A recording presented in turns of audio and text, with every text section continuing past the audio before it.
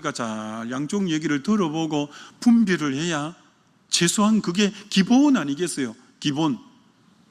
근데 한쪽 얘기만 듣고는 그만 그게 전부인 줄 알고 하면, 여러분 12정탐꾼이 같은 것을 보고 왔는데 10명의 정탐꾼은 말씀에 근거한 얘기가 아니라 자기 주관적인 얘기를 한 거예요. 주관적인 얘기를 한 거예요. 말씀에 입각한 얘기는 아니었어요. 여호수아와 갈렙은 하나님의 약속에 근거해서 그 보고 온 것을 자기 주관을 넣지 않고 하나님의 말씀의 관점에서 한 여호수아 갈렙의 말이 진짜 맞는 거예요. 근데 대부분의 백성들이 누구 말을 믿어버렸냐?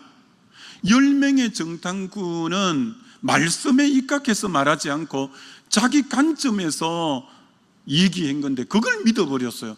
같이 죽어버리는 거예요. 같이 죽는 거예요. 참, 소문이라는 것은 헤롯이 들은 3가지 소문이 다 팩트가 아닌 잘못된 얘기였어요. 우리는 누가 얘기해 주면 귀가 있으니까 들을 수 있겠죠. 그럼 심중에만 넣어두어야 돼요. 또 다른 쪽의 얘기도 들어보고, 그래서 진짜 내가 어떻게 분별해야 될까, 최소한 그런 과정이 필요하죠. 근데 한쪽 얘기만 딱 듣고 그만 그게 팩트인 줄 알고 그러면 안 되는 거죠. 이 12정탐꾼 때문에 그 많은 사람이 죽게 되는 10명의 정탐꾼이 바르지 못한 소문을 전한 거예요. 그들은 옳다고 전했지만 관점이 하나님의 관점이 아니었어요.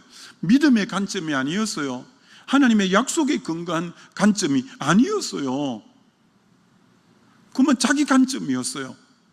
그건 망하는 길로 가는 것이고 죽는 길로 가는 것이고 옳지 않는 관점이었어요. 이게 우리가 참 사단이 말을 가지고 이제 이용한다는 걸 잘 알고, 누가 들으면 왜 길을 두 쪽을 줬겠어요? 이쪽 말도 들어보고 저쪽 말도 들어보라고. 그래서 두 쪽을 준 거 아니겠어요? 근데 한쪽 얘기만 듣고 그러면 안 돼요. 다 충분히 듣고 또 기도해보고 말씀에 또 견주어보고, 그리고 분별력 있게 판단도 하고, 그렇게 해야 본인의 인생길에 그릇된 우를 범하지 않지 않겠어요?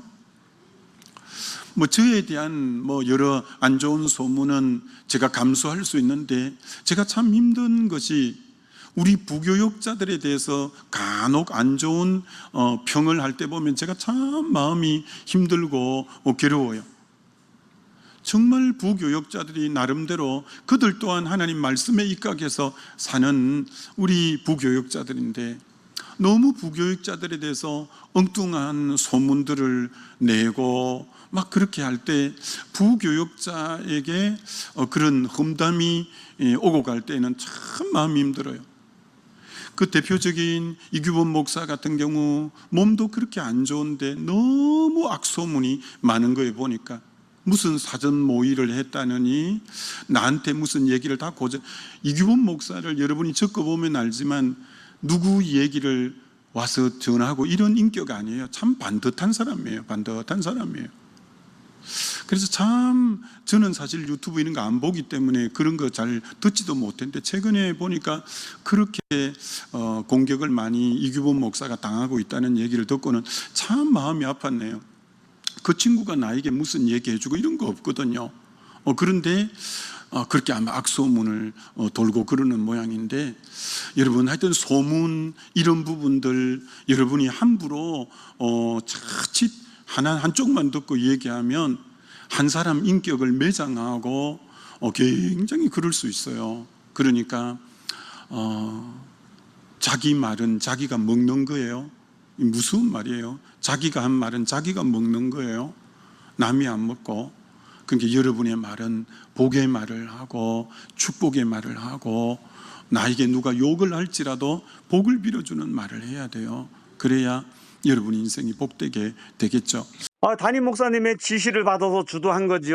담임 목사님 앞에 설 수밖에 없는 이유도 알죠. 당연히 부교육자면 담임 목사님의 지시를 따라야지요. 5월 4일에 정희진 목사의 해임 안건 전달을 듣기 위해 모였다면 이 목사는 어떻게 5월 3일 김재석 장로에게 해임안을 전달할 수 있었을까?